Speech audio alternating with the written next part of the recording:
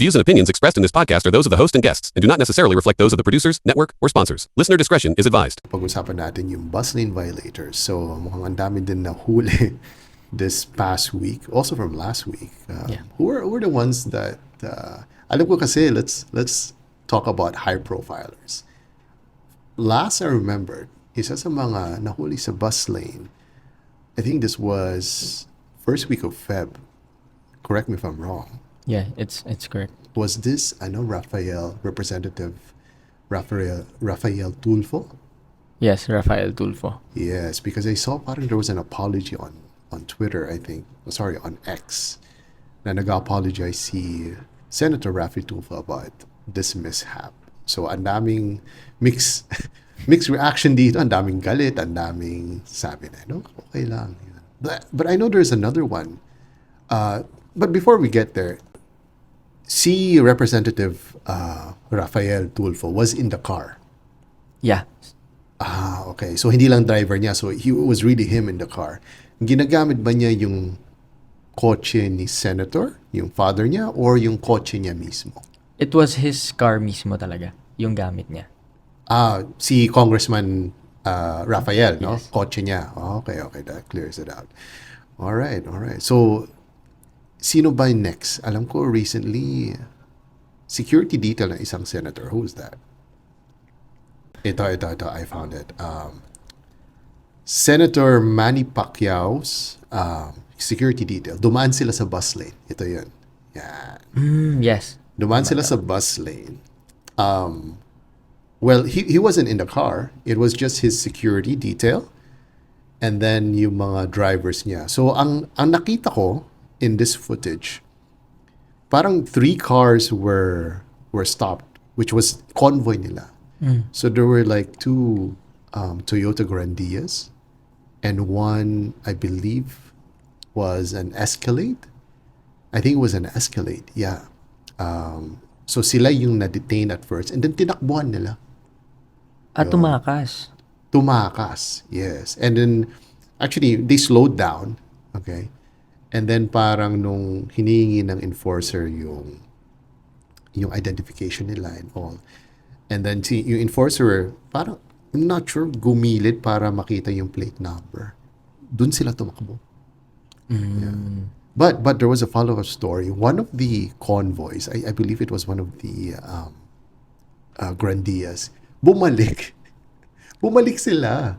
And then they received the violation ticket. Okay. Yeah. So bumalik naman. So talagang they know they were at fault and all, but yun from the very start, yun, they were caught red-handed in the bus lane. Yun. Sino yung next? Ano yung nangyari next sa bus lane? Meron tayong next na nangyari. Actually, this is near Ortigas Avenue. So, there's a motorcycle rider. Basically, sinita siya ng DOTR SAICT kasi hindi authorized naman talaga mga motorcyclist na dumaan sa EDSA bus lane. And then, basically, hindi siya huminto. Then the next thing you know, nabangga niya. May nabangga. Sino nabangga niya? The lady enforcer, tsaka isa pang cyclist sa bike lane habang tinatry niyang tumakas. Yung lady enforcer daw, ano yun parang isa sa mga team leaders ng IAC ba? IAC ba yung ano? Or IAC. DOTR, yan. DOTR IACT. IAC, yeah, Yes. yeah. So, isa siya sa mga team leader. Anong nangyari dun sa enforcer? Dun sa enforcer, hindi na muna sinabi. But I'm not sure with what happened with the enforcer, pero alam kong nakatama siya ng 2 na people pa for trying to escape Wow. because of the violation. Lakas ng loob, no? Yes. Tapos next, yung nabangga niya cyclist, no? Yes. Doon ata siya na doon siya nahuli. Yes. Doon na nabangga niya yung cyclist. And then nakita ko lang sa visor, I just saw this in visor just recently. Yung nakamotor na yun, kinulong. Kinulong na. Ayun, nakamotor mismo. Yeah. And oddly enough, which usually hindi sila nakukulong, but nakulong sila. Yeah. Nakulong yung tao, which Uy, is grabe. good. Which is good. But I hope yung yung enforcer, yung yung IAC enforcer, okay siya. I hope she's in good terms. It looks like from sa mga comments, nakakita ko sa mga comments, it looks like she's okay naman. Few scratches lang. Yes, And pero grabe yung pagka-bangga sa kanya nung motor. ang daming bus lane violation. So, hindi lang 4 wheels, 2 wheels pa. Kadalasan 2 wheels yan eh. Since ang dami nag-violate ng bus lane, yun, yung bus lane, ang dami nag-violate ng bus lane policy, di ba? People are not talking about any solution. Although, there was this one solution that came out. I heard this news na if i-phase out daw nila yung bus lane eventually. Sino ba nagbanggit nito? Inihayag to ni Interior Secretary John Vic Remulta. So, siya yung nagsabi na Remulta o Remulla?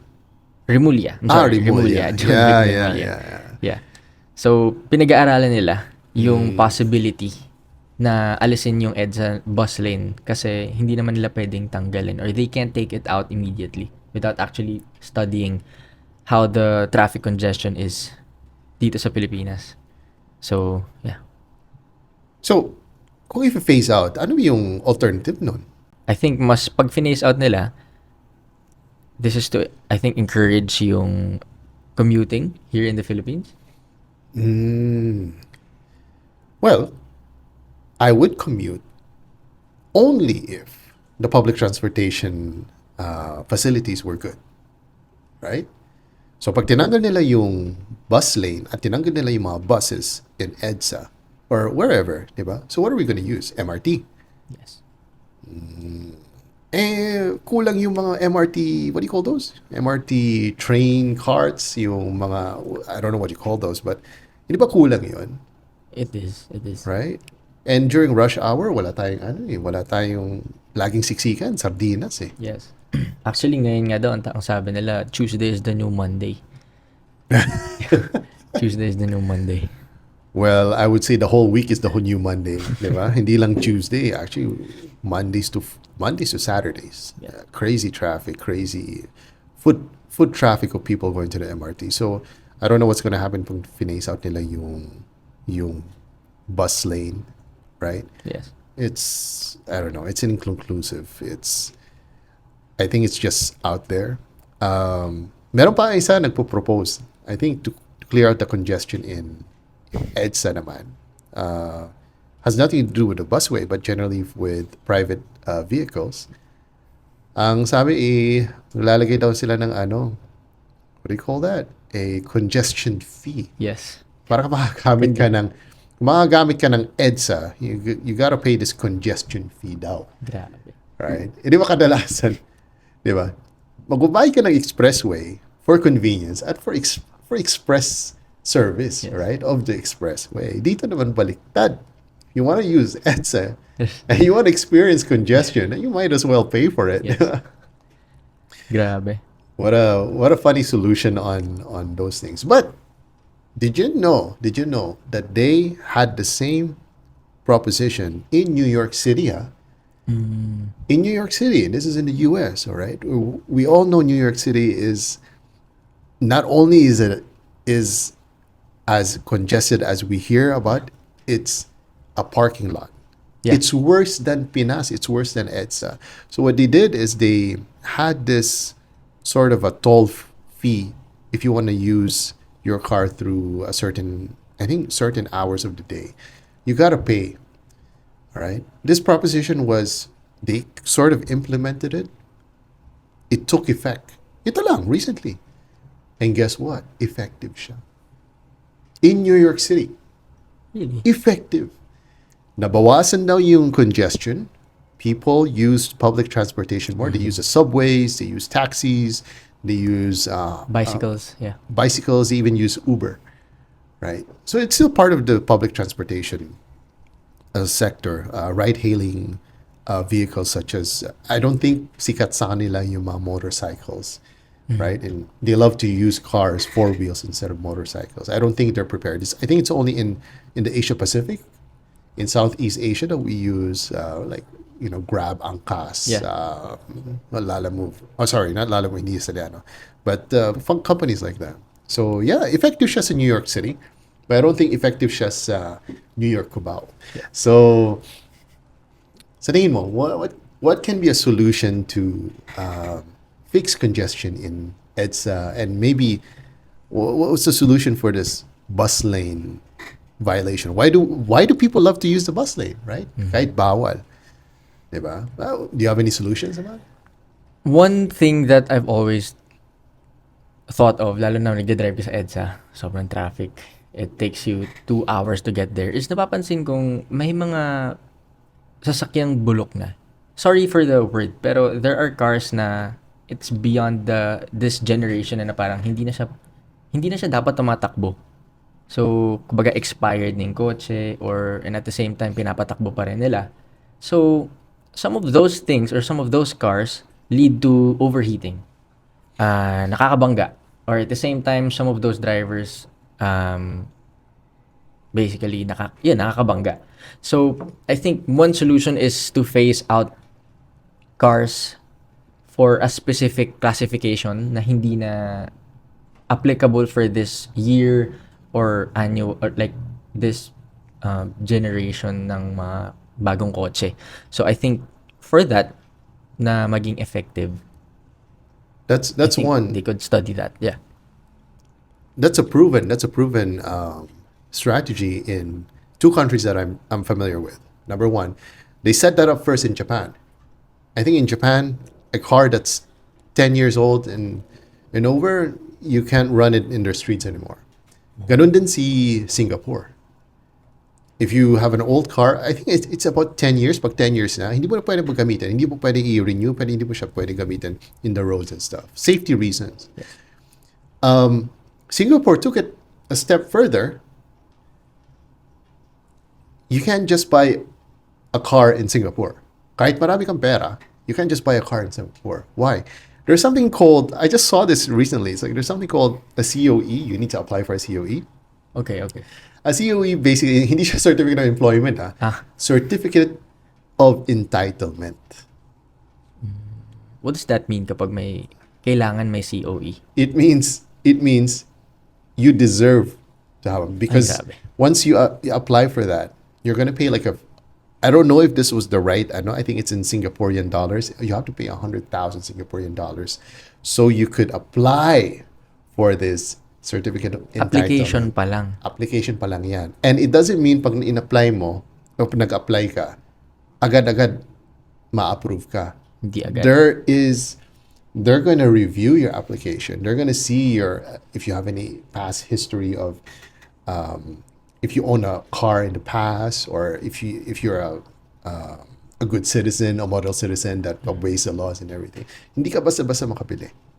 So they took that a step further to help ease the congestion. So right now, if you go to Japan or Singapore, may traffic, but you don't find a parking lot. Pero may traffic, but very smooth. Unlike just here in EDSA, diba? Gabi-gabi pa lang, rush hour pa lang, it'll take 2-3 hours going home, right? Kawawa yung mga tao. That's true. But one thing that these two countries perfected, public transportation. You go to Tokyo, it's a spider web. It's a spider web of subways. Anywhere you go in Tokyo, even in other cities like Osaka and all that, they have the best public transportation. It's always on time. And if they're not on time, they apologize to each and every passenger, right? Very organized sila. Same with Singapore. People like, I heard, like you ride like the train, you ride like the subway. I'm not sure if there's subways in Singapore, but if you ride like a specific train, makakita mo you see like all walks of life, like from the poorest to the poor to the richest of the rich. Like I've heard from some friends, like you find people with luxury brand bags like Hermes, like women, and they ride the train. They ride the train, you know. So that proves that even the high profiles would want to use public transportation because it's easier, faster, convenient. Yes. Than owning a car. Yeah. Right? Siguro mga royalty na lang ang may kotse, di ba? But yun, if I know it's a long shot dito sa Pinas. It's a long shot. We need to take action from the very top, di ba? It's not gonna happen. Ang daming knowing Filipinos, our culture, ang daming reaction on solutions like this. Pero don't you think one of the things that hinders us to do that is budget? Kasi I think budget is a huge factor na kahit we know how to clean this, it should be accessible. Okay yung papunta dun sa station, malinis, ganyan. I think the budget would be a great malaki yung part niya into making it something real. So That's true. I agree with you. I 100% agree with you. Pero sana napag-isipan nila yan from the very start, before all this. Di ba ang gulo ngayon? Di ba? Puro hearing ngayon eh. Doon na pupunta yung budget natin. Di ba? Di ba? Hearing after hearing, impeachments and all this. Everything is wasted through this. And walang solution. See, we get hearings after hearings, and then what happens next? Nothing. Right? Nothing happens. Ang gulo lang. Right? If we would channel and prioritize public transportation, yes. maybe everyone would go home within 30 minutes. We don't That's know. It all starts from the very top, and siguro it depends. Syempre, it also sa mga, I think, experts. And these experts know. Like, they know what works in other countries, and they know what could work here. So it depends on who will take action. We'll see. By far, nobody has tackled this public transportation. Nobody yet. Yeah, so yun.